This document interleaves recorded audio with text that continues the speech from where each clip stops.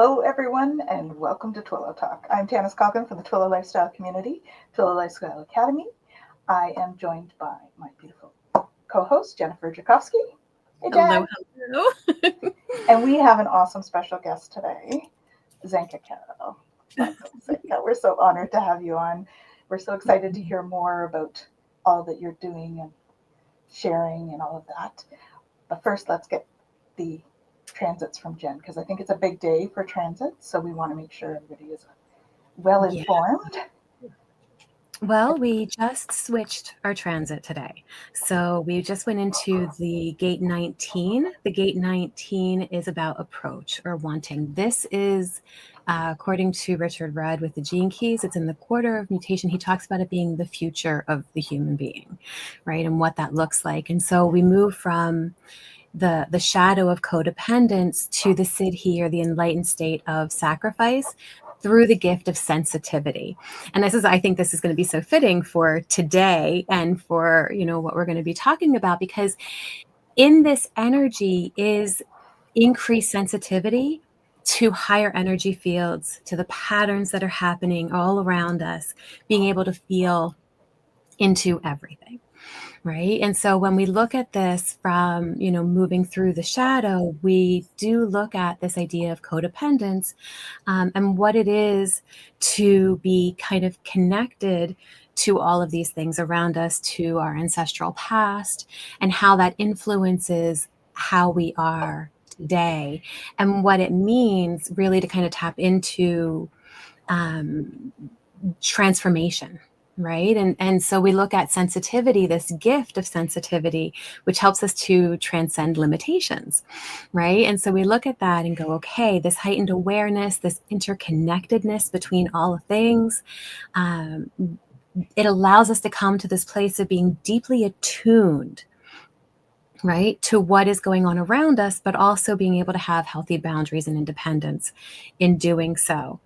And so it's a beautiful, energy between now and February 1st that we're in, that can really open us to our potential and what we can bring forward, and what we can bring forward, not because we're, stuck and we have to in terms of the collective consciousness, but what we're capable of as evolving the collective consciousness and being able to move forward with that energy. So it's going to be quite transformative in terms of... It very well can be, as with all of these energies. Absolutely. Where the solar flares are concerned, it's been fairly quiet. We've had a 1M class in the last 24 hours or so. KP index has been fairly low, and our Schumann is around 17. It's actually been quiet the last 2 days. It had a bit more activity, but has been a little bit quieter. So we're feeling the other stuff instead, transits and whatnot. So let's say hello to a few people in the audience. We have Fogo Pogo. Hey, Kaylee. Hello. Welcome. And Living in Radiance. Hello, hello. And Shem. Hey, Shem. How's it going? And we have Jacqueline. Hey, Jack. Fitness City. Hello, hello. And we have Mark. Hey, Mark. Welcome. Good to see you.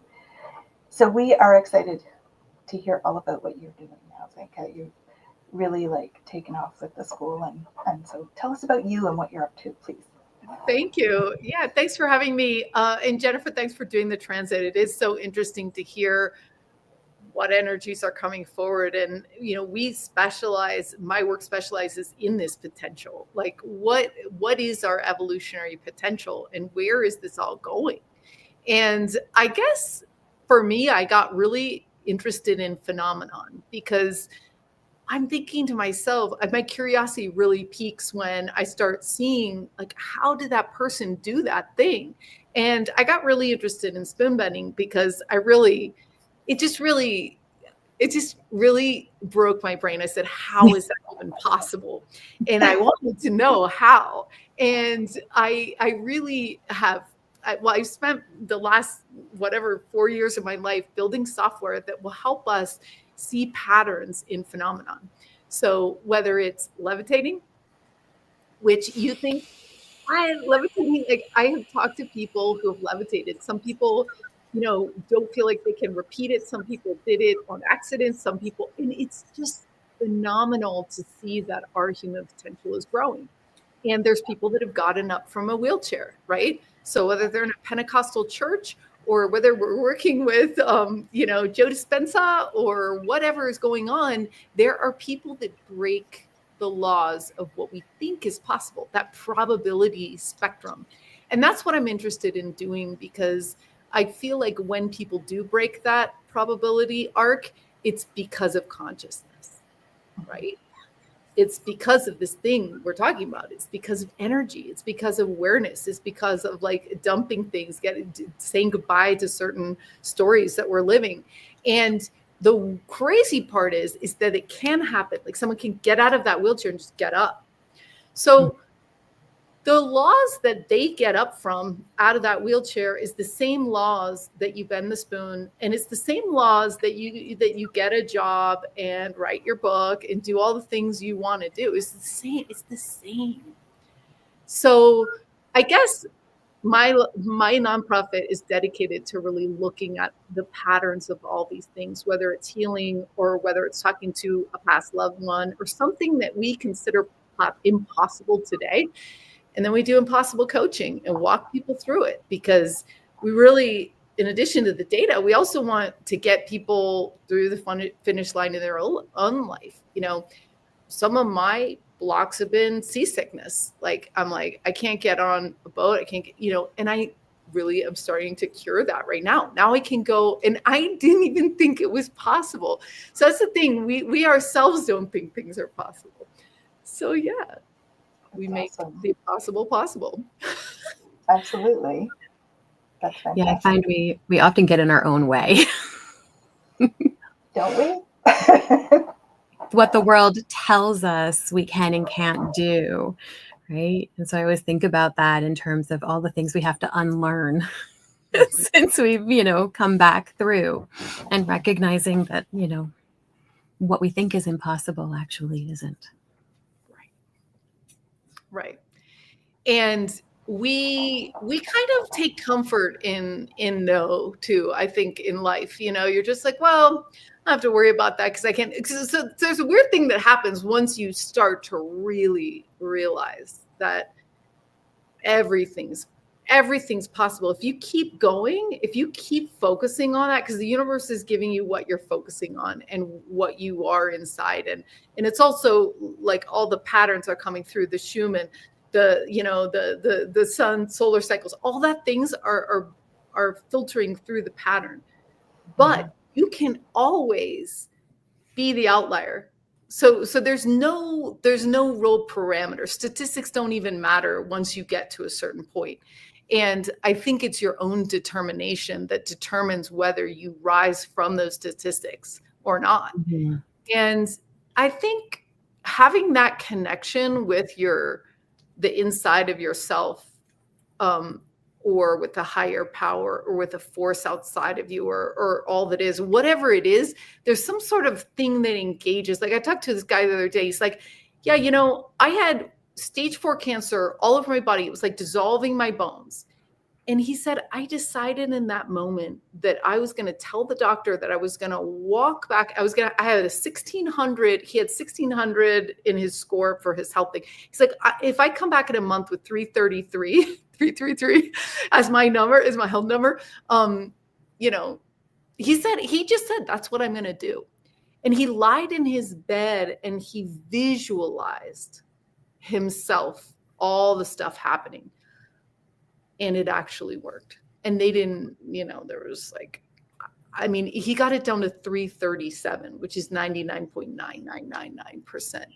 So we hear about these things, and, it's interesting because he was talking to me yesterday about the matrix room and visualizing. So you put yourself in the matrix room plus someone else or something else or whatever. And it's a white room, so you don't have to worry about what else is there. And you just feel the feelings in that room with the person or whatever it is. And that's incredible. because as he was saying, you can work in the 3D level, you can work in the like astral energetic level, or you can work at consciousness level. And the consciousness level is the strongest place to work. Mhm.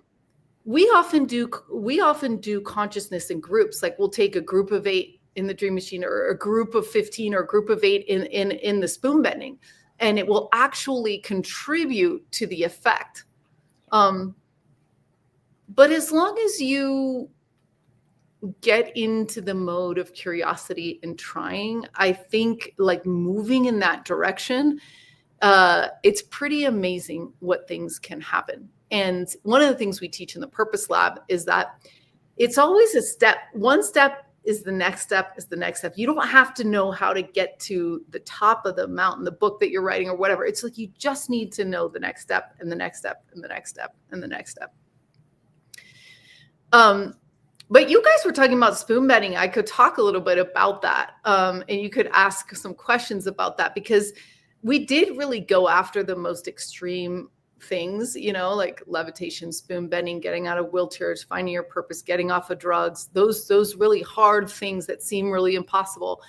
And we knew that if we could get information on how to do hard stuff, it would probably, trickle down to be applied to how you can do something, like saving to buy a house or whatever you're doing, right? So with the spoon bending, what we've learned is that over focusing is not a good idea. Right. So you're like, I want to bend the spoon, and you're really like, it's like really intense, your desire.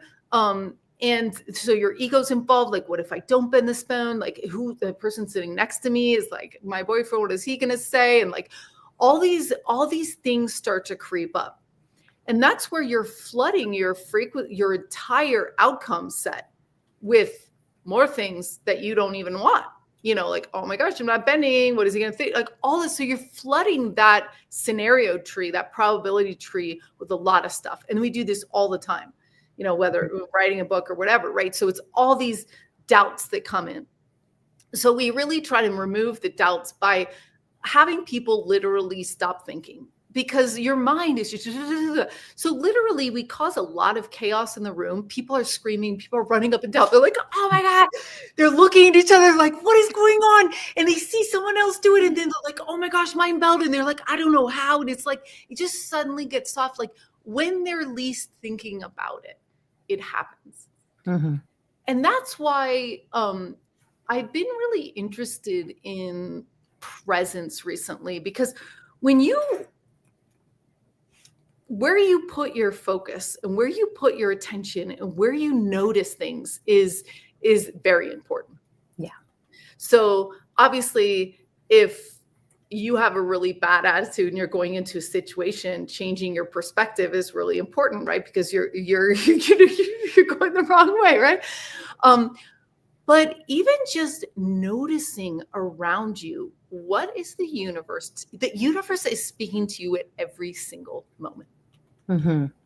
So even if you go and ask someone a question and they're answering another question that you think doesn't have anything to do with what you're talking about, they're actually bring something into your field that is important that you're getting, right? Yeah. So anyway, back to the spoon bending. So we make it really fun. We relax. And and we find this true, I'm going to make a lot of correlations between spoon bending and real life, because that's the only reason why we do it. Is like, if we can do, the spoon bending, then we can apply it to life. And one of the things is just, we found with all of our psychic training, with our remote viewing and all this other things, is that when people can calm down and feel safe, that's when the magic happens. When they're relaxed, just like a child that's not like preoccupied. The mother's like, oh wait, what are you touching? What are you doing? So it's in that that place of freedom, that place of not putting all of your but ifs in there, and just being in the moment and focusing on other people and feeling the joy and things like that. And sometimes we have to reprogram people's brains. So sometimes you have like a thing in your subconscious that you think it's not okay or safe for something to bend a spoon. So sometimes we work that way. But a lot of times it's just excitement and letting go and just really having fun. It's very interesting. I love that. So I, in my day job doing psychotherapy and all of that, this is, again, a big piece of what we work on, right? Is can we be really present? Can we notice what's happening? And can we allow things to be as they are and then find that joy and bring it in? And so it's so magical to see, we can do these incredible things, and it's the same process. It's the same understanding, right? To recognize that we have this capacity, but we don't have to grasp at it, right? It's not about trying to make it be what it is, but allowing it to be what it is. Yeah. Even when I'm teaching Reiki practitioners, I mean, it's what came to mind was, when you're doing Reiki, if you're actually like pushing the energy, like you're not getting any energy out. The more you relax and just let it be with intention, the more it flows and the more healing it gets. Like it's the same kind of concepts, across the board. Yeah. Mm-hmm. Yep. Yeah. And that's a hard thing to do when you're really focused on achieving a goal or overcoming something. So it's hard to just treat something like light. But I think what we do is we set the intention and then you let it happen. I heard trust the process a bunch of times yesterday. And I think, and don't look back. There's been a lot of things in 2025 that I'm actually setting as I start this year. And one of them was changing all of my like screens on my phones, like the backgrounds and everything. Just doing as much as I like moved stuff around in my house. Like it's important to move this energy, whether it's if you can go through your clothes, like they say spring cleaning, but this is also a really good time. Why? Because those things all have information and energy. And as you're moving, you're evolving, right? Especially in 2025, there's a lot of changes happening. I mean, they just announced today that, a Chinese boy or guy or whatever programmed singly, I don't know if it's true, but programmed an AI that's more sophisticated than the pro version of ChatGPT, and it's crashing the stock market. It's like the kind of thing that's going to happen. Curveballs, like, oh, we didn't think that was possible. Oh, now it is. There's a cure for this, or there's a possibility to do this. Like, so all this exponential consciousness, exponential technology is all just like, boom, so things that weren't possible before are going to be possible now. So when you think about, we don't spend any time thinking about what we want for our lives. It's like almost like our imagination is completely disconnected for some reason. And that is the seed that's going to pull you forward, right? What are your little goals? Like, what are your biggest dreams even, like, let's start there, So it's interesting. And I also looked back on where I was looping in my life. Like I started to see very clear patterns. Like my boyfriend and my ex-husband are like giving me complaints on the same stuff. I'm like, oh my God, I don't want to do this. Like how I can't do that again. I can't make the same mistakes, So it's noticing those moments and then figuring out how, what the shift is. And I think you're right. The awareness of the moment, which is like, boom. And I think another thing that's been big for me for last year and this year is just like, I am authentic. I just say now, I just say it like, even if it's uncomfortable, it's like, okay, because that's your floor level. You can change your mind and you can change your opinion. You can change what you say and how you feel. But when you can start voicing a little bit more where you're at, it actually bonds you with other people and others. You know what I mean? Like you think it's going to alienate you. If I say how I really feel, it's going to be alienating. And it's usually not, because everybody is looking for a chance to be authentic. It's looking for a chance to be truthful, you know? But I really, you know, one of the other things that I'm thinking about in 2025 is that I could be chipping away at something. And I used to think that I'd have to chip away forever to get something done. But now I'm starting to realize that big chunks can fall in place. And all of a sudden, it's like, boom, what you've been looking for is suddenly in your lap. Yeah. So where you dreamed of being a year ago, like, you know, like, oh, wait a minute, I'm actually where I dreamed of being before. And, you know, now it's a chance to be grateful as well, to look like, how far have you come? So in summary, there can be these like slow times where you just, you know, so on foot, like, is this ever gonna, and then bam, it's there. Like today, I was like, okay, we're really looking for these levitators and these people who got a wheelchair. Someone just sent me 6 people who got out of wheelchairs today in the mail. Like, boom, we're in. Awesome. That's awesome. Yeah.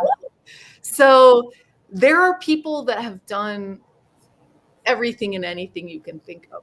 Yeah. So I think, so it's exciting to really test those boundaries. And I think some people are saying that even the sun's rays and stuff like that are going to affect us in a way that's going to change the way we are. And I think it's basically our belief system too. So imagine all these people suddenly thinking, hey, we have a new cure for addiction that we haven't, you know, thought of before. And it's much easier to help people, because it is easier to help people than before, you know? So all of a sudden there's these silver linings that are going to be happening, that are going to change the way we think about the probabilities of our own success. Have you spoken to Maureen Edwardson lately? Because she had a miraculous kind of situation happen for her last year. Oh, really? I would love to. Can you put me in touch with her? What did she say? She had like a heart attack, and there was like this that's severe blockages in two of the arteries. And all of a sudden, after working on it with her process that she uses, the doctors were like looking for this other problem after a few days, and it was totally gone, because she'd been working through it with consciousness. So it's pretty fascinating. Yeah. And that was a crazy experience, because I was in Spain with her when that was all happening. Right. We stopped the buses and literally just did a meditation, you know? So, but thank goodness, because she's a very special person. Yeah, definitely. But maybe that was such an interesting part of her life, to actually put all her training to test, you know, and like really walk out of that going, oh, yeah. Yeah, pretty amazing. Yeah. And that's what I would encourage everyone here today to do. Like is really start somewhere. So we call these things blooms, and we start somewhere. So we create the inner, and it goes in the outer world. So we create something we want to see, and it can be a purple car. It can be a red ball. It can be a green like truck. I don't know, something that's unusual. And you will start watching it appear in reality. Yeah. And what's cool is that it's not as much pressure as like the spoon bending or sprouting spoons seeds in your hand, because it's sort of like you're like, oh well, I'll see the green car or purple truck when I see it. So you're just sort of driving around. You will start seeing it. We're doing rockstar parking experiments right now, where every time my boyfriend goes out, he gets the spot. Like, okay, this is what happened yesterday. Okay. And we're just playing with consciousness. We all have a consciousness. We all have our minds. So you guys can try this too, right? So because it's a mind app, right? So he's like, we're like, okay, because I've done this in LA. When I lived in LA, I used to literally take a picture of the spot every time. And your mind will F with you at first, because you don't know, if you just get all like, ooh, what's happening? And like, ooh, it's not going to happen. What if it's not going to happen? This is you in your life when you're talking about writing the book or doing the other stuff. This is you. What is not good enough? Wait a minute. Where am I going to sell it? Right? So the other day, this was so great. So we're at the grocery store, packed, right? And there was a car right next to the handicap spot, and then two more, and we were like, oh, this never happens. And it was like, oh my god, we pulled in, and then two more cars pulled right in to get in the other spaces. So it was like I don't know, like the universe. and then all of a sudden everything's settled. So how does that work? I have no idea. Are we living in some sort of a projection field? I have no idea.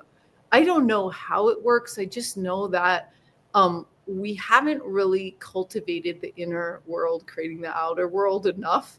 And I mean, sometimes I just want to sit on the couch. I'm like, I can't believe what happened today. Like, I can see where all of my thoughts created those thoughts, that created those scenarios, that created those people talking to me in this way. And like, if you listen and you pay attention, you start to realize where all your interactions are coming from.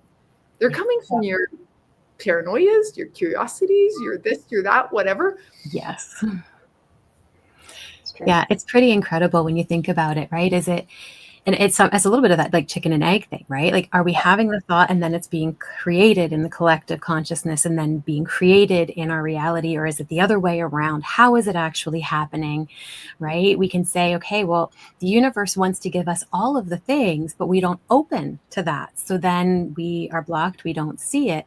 And I love what you're talking about in terms of like picking a random thing to see or something like that, because it does allow for us to recognize that what we are thinking about and what we are setting intention for is what we see in our reality, right? And we can get into the whole like reticular activating system and how that operates. That's what I was thinking. Yeah. And right.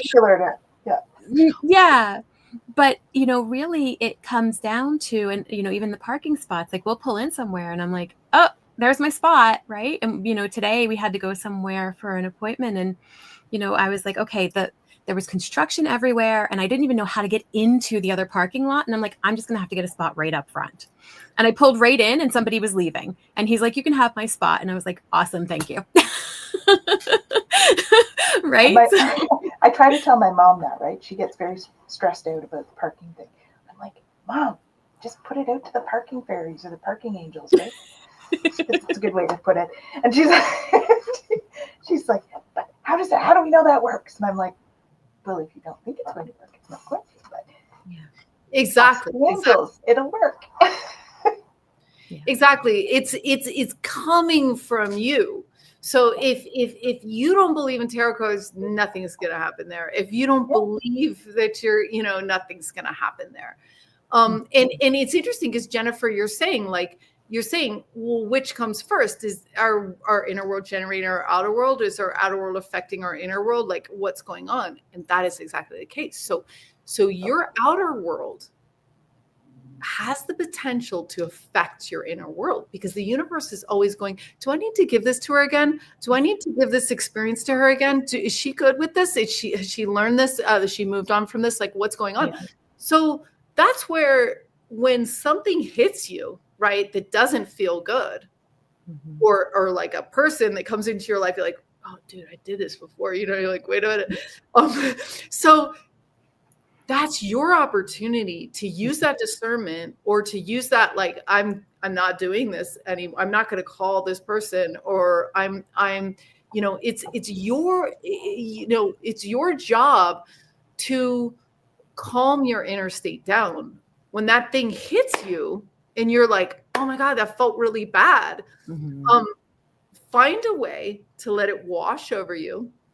Feel the feelings, like, wow, I feel super ashamed or something like that. Whatever you're feeling, you acknowledge it. And then you're like, okay, but it's, I'm letting go of that. Like I'm letting it flow through me, and that's not my option. That's not what I want to experience.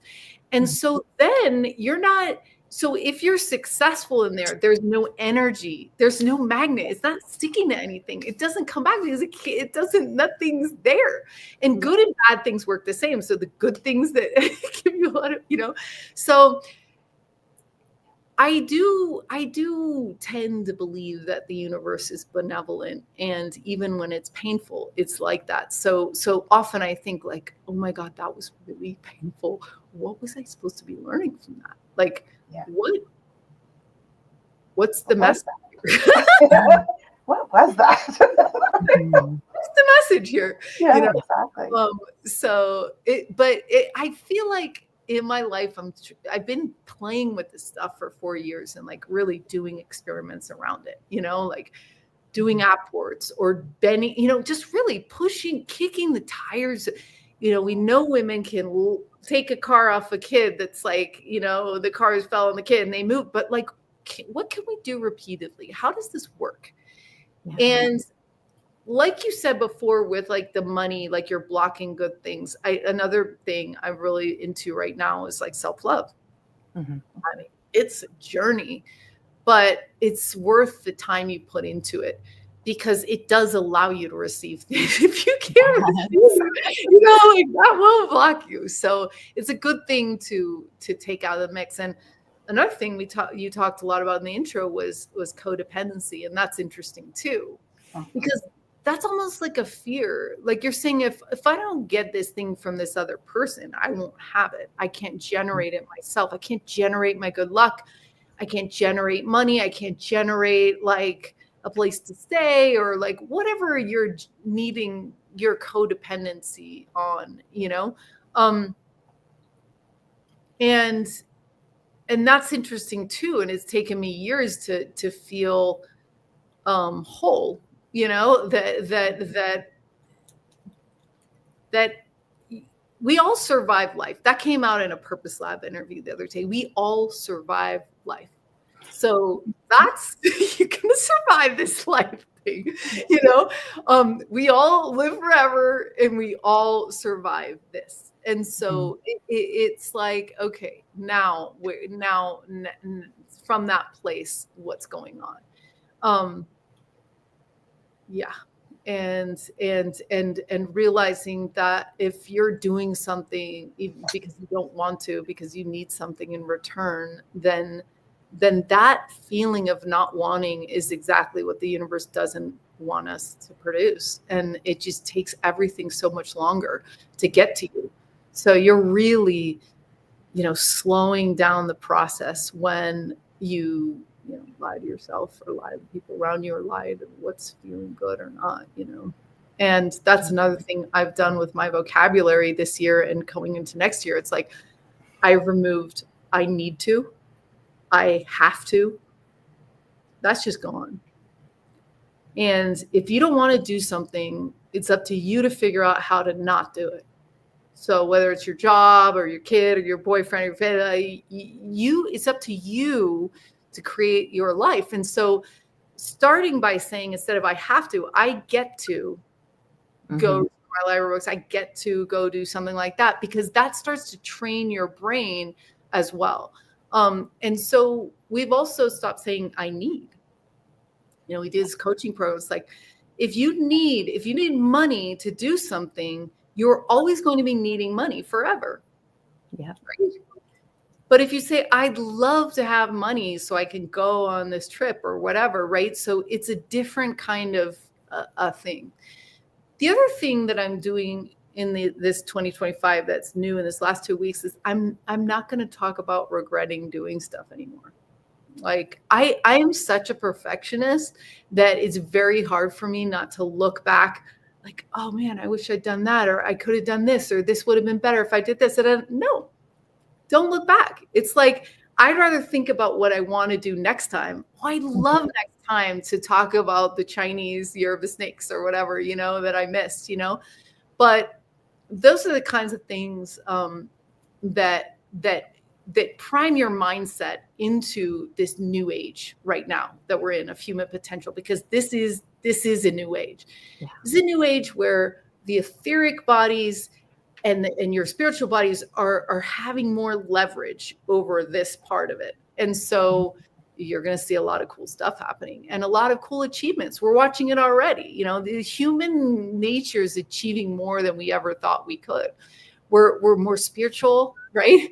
Spirituality is coming back, like, and yeah, I think the narrative now is shifting. At least in America right now, there's a huge shift. It's massive confusion, and it's like whatever. But this is change, and it's not a small amount of change. Whether it's going to be good or whether it's going to be bad, it's a big change. And I think I hope people are feeling bold for their own lives too, to kind of say like, okay, what have I been putting off, or what's getting in my way, or why am I here? Who am I? Like, what turns me on? What lights me up? Yes. Getting down to it. Yeah, we talk about that a lot. Well, and to what you were saying too about like that no regrets and being, a perfectionist and stuff, what came up for me was what you had said early on in terms of you might say something and somebody replies with something else entirely, right? And yet it's still meant to be what it is. And I think sometimes when we make mistakes or we don't get it right, there is a beautiful purpose behind that. Right? That's meant to move us in a different direction or to guide us or to show us something. And so, what is perfection, in terms of how our mind defines it versus what it really is? You're right. Perfect for me is not necessarily perfect for you. And so it's all about that perception of the situation too, right? And we're never going to see the same thing the same way, no matter who we are. Everybody always has their own nuances to perspective. So it's interesting to watch how people are shifting now in this age, right? To a different kind of perspective. What's creating those changes for each of us is very individual, depending on the situations that we're in and what we've gone through. And of course, those are the lenses we see life through. So our perception is always based on the lenses of what we've experienced and what we're here to do and all of that stuff. So. Yeah, and I was just giving a talk for the Purpose Lab because we realized when people find their purpose, there's more miracles than we could produce in the mystery school. Like, it was literally like, oh my gosh, people find their purpose. It's just like insane. Like, people are like, we're finding flyers for recording studios that we didn't even know existed, like that are perfect. Just all this stuff starts to happen, right? When people are on their purpose, like, oh God. But I think you're right. Like, so there's a famous thing that these people go see the eclipse, and they spend a lot of money and they travel there and whatever. And it's going to go full like lunar eclipse, and they're waiting, and all of a sudden there's cloud cover and nobody can see it. And people are like, oh my God, they're having to watch it on a monitor. They spent like thousands of dollars. Their families, they're like, oh my God, they're so pissed. And then someone says, oh, well, I knew I was going to have a good time because I decided to have a good time before I left. So when you decide that the universe is working in your favor, when it doesn't feel like it's working in your favor, that's where you get curious and you go, what is the gift? What's the message here? Like, what's going on? And that it's like my favorite thing ever is to say open and curious. Just be open and curious and see what happens. She says that a lot. We love that. Right. Yeah. Because suffering, I mean, as the Buddha says, like, you can suffer all you want or you cannot suffer, so that curiosity takes the suffering away, because you're suffering because you're thinking it's the wrong thing that happened when actually it's the best thing that could have ever happened. So and how many times have we had that? I've been redirected numerous times in my life, and I would never have thought I would be doing what I'm doing now. 10 years ago, that wasn't where my head was. I didn't think that, but it's the best thing that's ever happened to me.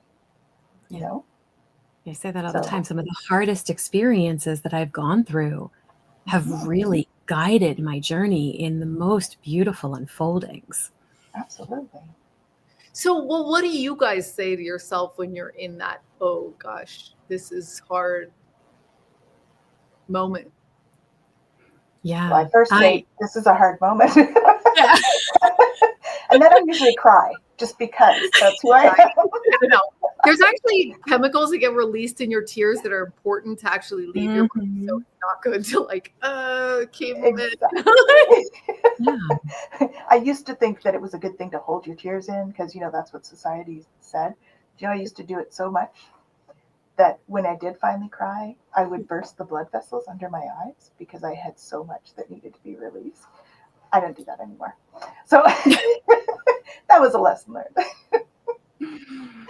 But yeah, for sure. Tears are a good thing. I think there's far too much negative talk about crying. I think it's an excellent release. So one that's necessary for us to walk through, We don't want to stay there. I mean, that's where you look at it and you acknowledge how you're feeling and you deal with the emotion, which is the energy around that. And then you look forward and go, okay, so that was that. Yeah. What's next? Now what? Yeah. And we're in what's next right now. The whole country's in what's next. Mm-hmm. The world is in what's next. Mm-hmm. But if you're open and curious, like Jen always says, it's beautiful stuff that ends up coming. Mm-hmm. When I can't see my way, that's usually when the most beautiful things come through. Yeah.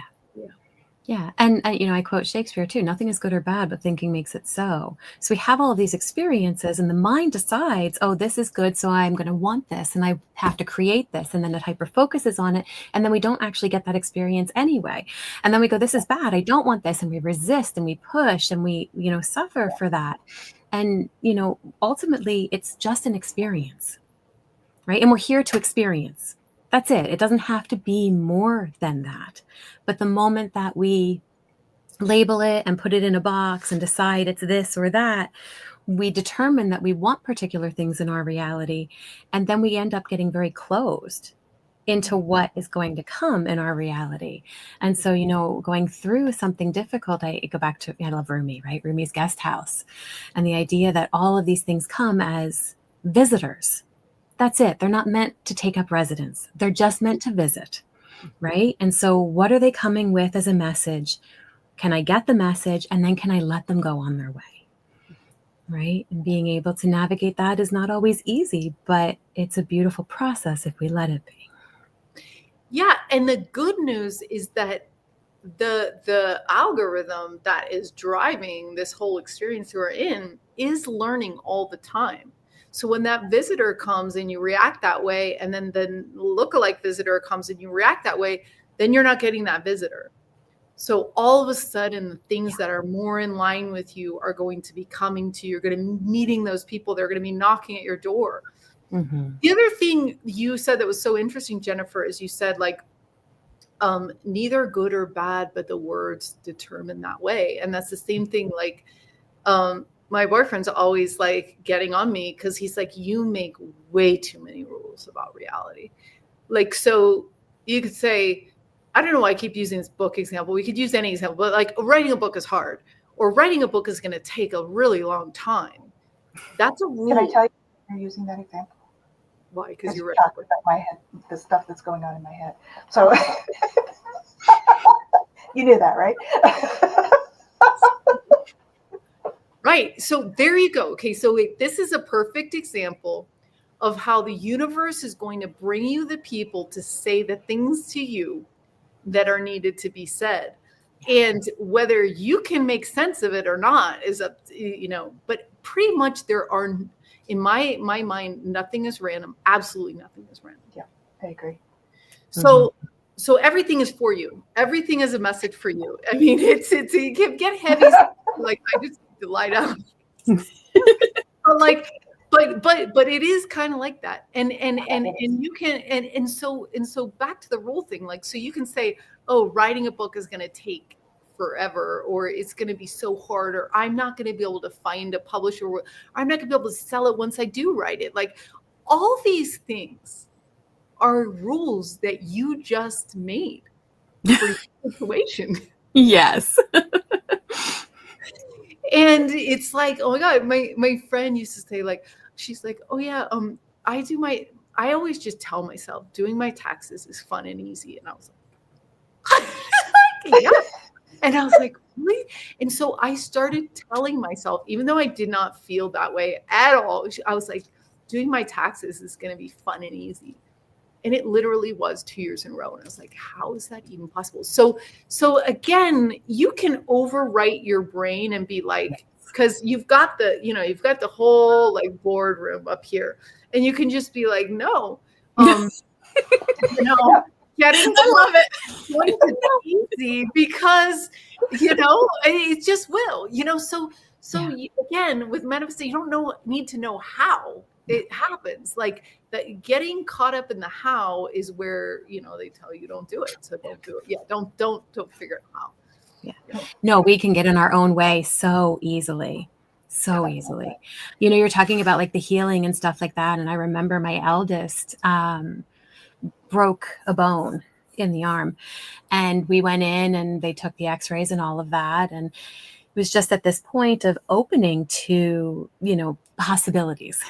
And I said, okay, we're going to intend that your arm is fine. That's it. We had to go back in. I think it was just like 2 weeks later. They took the x-rays again. They could not find the break at all. Awesome. Had to cast it again because they were like, we don't know what happened. We don't know why we can't find it. And I was like, no, we don't have to cast it. Came back again 2 weeks later. They took x-ray again. They're like, okay, there's nothing there. And just off we went. Yeah. Right. So it really is quite incredible. So how do you make sense of that? Because this is what happens all the time, but we can't really make sense of this as a cut and paste rule of life. But why not is what I'm confused about.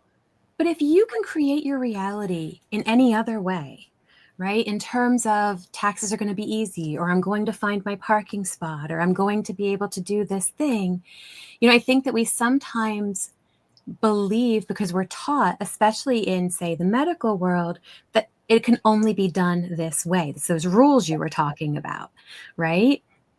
But when we recognize that we are creator beings and everything we do is creating something, we're either creating dis-ease or ease, right? And so if we can create all of these things that are difficult, why can't we also create all of these things that are easy or are pleasant, right? Yeah. Well, I think we often will give credit to guides and stuff for some of these things, right? Mm-hmm.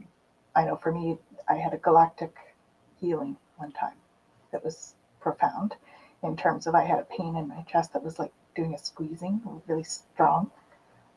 It kept going. So of course I went to my doctor because that's what you should do, right? So I go to my doctor and she's like, okay, so you're going to do we'll send you for an ultrasound and all of that. Okay. And then like within a couple of nights, I woke up with a vacuum style feeling on my chest and opened my eyes and there was an ET standing beside me. And I was like, and as soon as I blinked, it was gone. But I never had any more pain after that moment. And there was never anything on the mammogram. So, I think we have intervention in some of these things as well. So our consciousness plays a role in that too, though, because if I hadn't believed that was possible, it probably wouldn't have happened either if I wasn't on that wavelength. So I think there's that part of it. Yeah. So Adam and I have been doing like healings, and there's been so many miracles. Like we haven't even done that many times, like 6 people, but it's been so drastic. 2 people out of comas, people going, like you said, for the cancer, it's not there. Like I couldn't explain it so much that I have to believe that it's an ET that's helping or angelic force or whatever. Like I cannot, it's hard for me to think that it could be any other way. I mean, like the same thing with the forks. Like we go to restaurants and they're already bent, like at the place that we're sitting at, which is just crazy, So but it could also be that's the way that your mind justifies. That's where the reality is like, oh yeah, 100%. You know, like an ET can definitely do that. Yeah.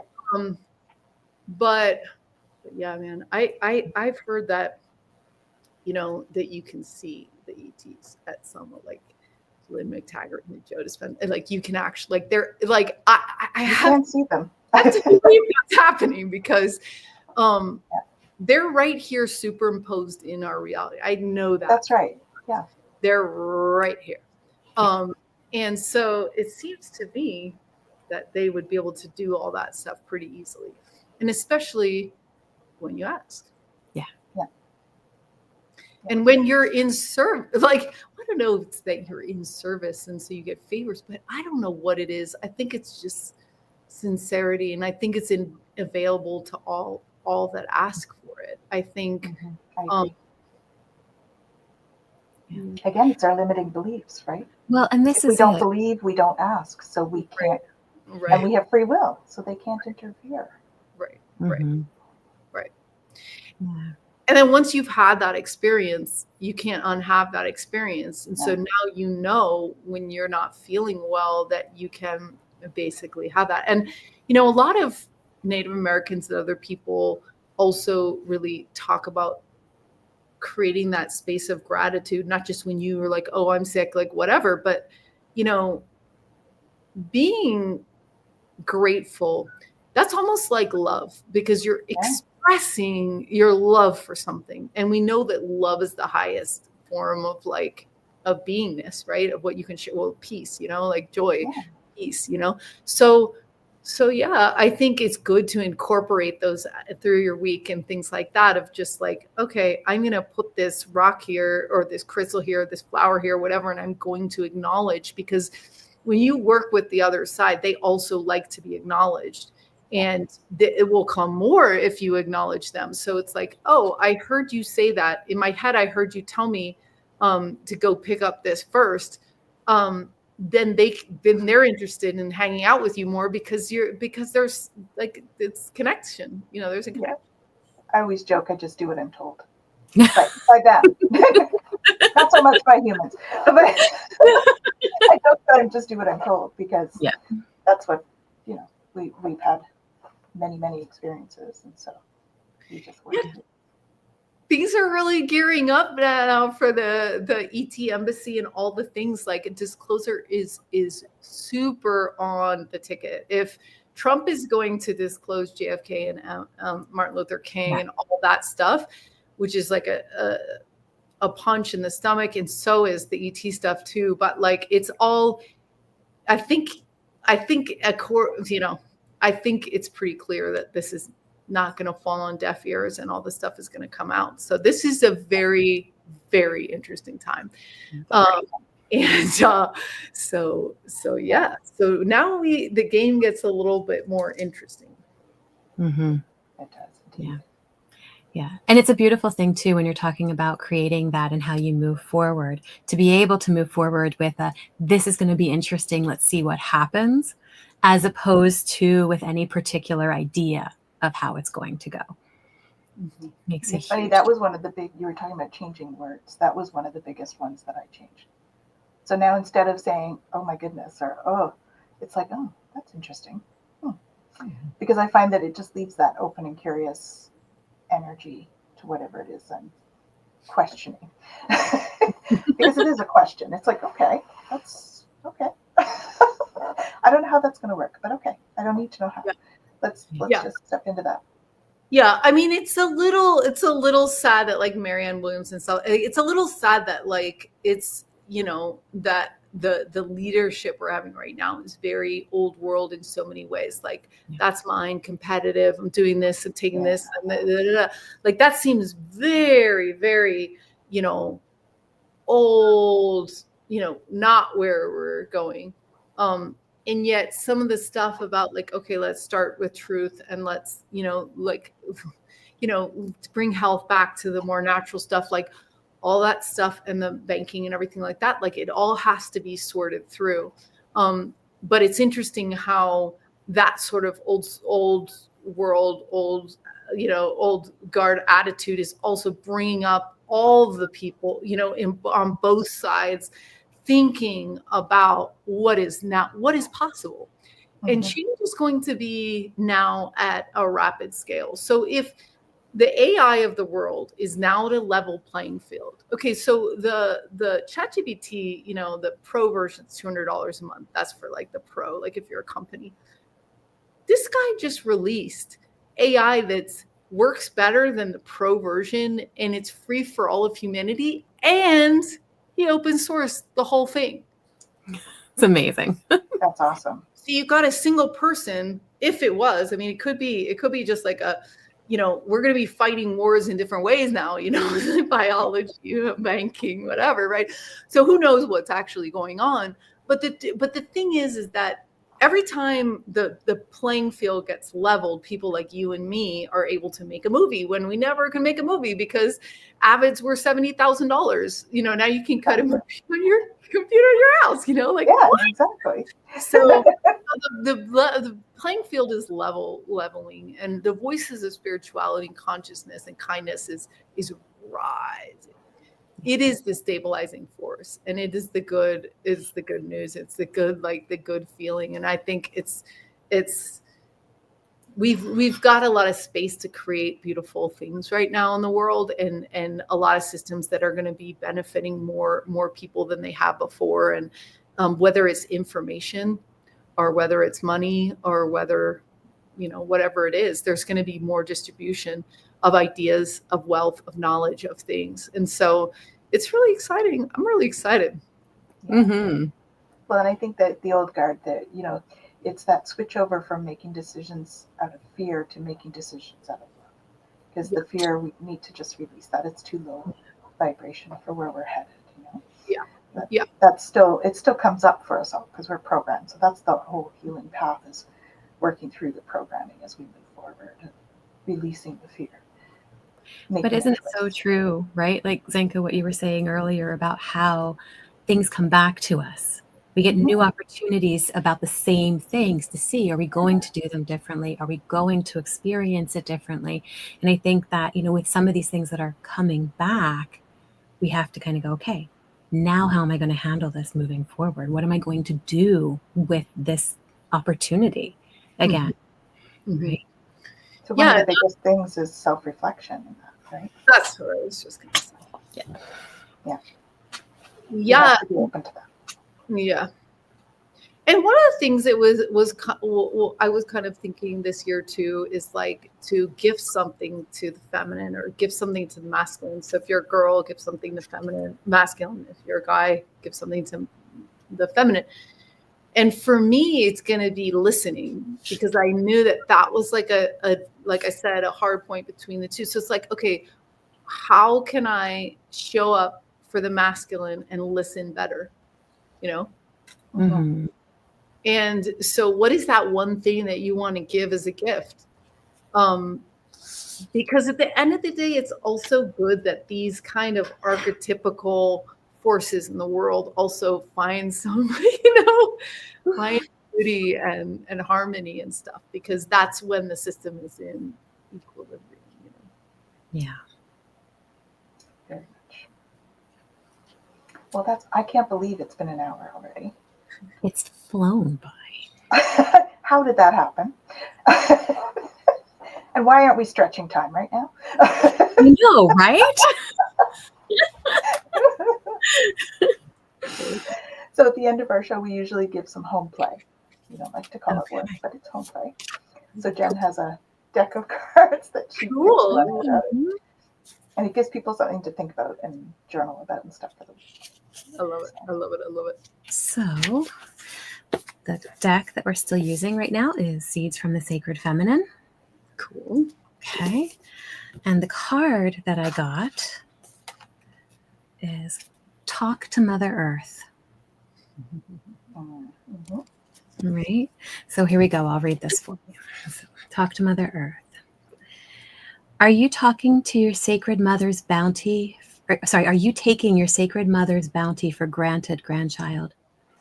Give your attention to your dear mother today, for she is the embodied source of the sacred feminine. Spend a few minutes acknowledging the sustenance Mother Earth provides and the love she shares. When was the last time you gave your full attention to the food that you ate or the water that you drank? The offering of her bounty, which keeps you alive on this earth walk, expects nothing in return. Life is a circle. When you speak your thanks as an offering, Mother Earth expands her offerings to you in ways you have never dreamed. Speak to her like a dear friend. She knows you well and awaits your attention to share her love with you. Send words of gratitude toward the plants, animals, and birds that share your home. Mother Earth's wish is to have her children's hearts unite with all their relations. Your act of love will heal you and the world around you. And I believe we just said that. We just talked about gratitude. Standing Bear has been mentoring me recently, and he's just like, Mother Nature is listening to you. Are you listening to her? Like, all the answers are there. You have a glass of water on your table. It's connected to all the water that wherever, all the rivers, all the other, like, everything is here. Are you listening to nature? Like, are you listening for the answer? Because that's the purest answer you can get, is the one that comes in your head. It's pure. It's not filtered through someone else. And so, yeah. So crazy. Yeah. It's beautiful. Yeah. So we have absolutely been thrilled to have you. Thanks, bro. It's been so great. All you guys out there, make sure you check out. Okay, I got the. Yeah. So we're moving lightnet.org to ourlightnet.org because our LightNet is going to be our coaching program. It's $14 a month. You can sign up at ourlightnet.org, and we basically twice a month, we have workshops and stuff too, but we look at where is that thing not clicking in your heart or your head or whatever in your dreams and your obstacles. So like what's going on? So we help people walk through those. So yeah, ourlightnet.org. Ourlightnet.org. I will go and change that on our stuff. Okay, so you guys can check out down below in the description. I think we have that actually as your Facebook. The Our LightNet is on Facebook already, so that was the link that is. Yes. So we've got that one there. And have you got anything that you would like to share with everybody in terms of stuff that's coming up? Well, we're going to be doing an interview with Gary Nolan soon, who is really big in the ET stuff, and he's leading this whole entire academic community toward disclosure and toward research and stuff like that. He's also very interested in human potential, so it's going to be a very interesting interview. So Awesome. So that's great. Jen, what have you got going on? We've got I'd have to look at my calendar. I think actually this is it. We've got the Twillow talk right now. I've got a new thing coming out for the Love of Mystics soon. It's going to be starting, and that'll be out hopefully in the near future. We're just getting it going, but as of between this week and next week, I think we're good. Beautiful. I have another podcast on Friday, Compassionate Conversations, and so that will be fascinating. We have 2 people coming on to talk about palliative care and stuff, and yeah, come back and join us again here next week because it was so fun.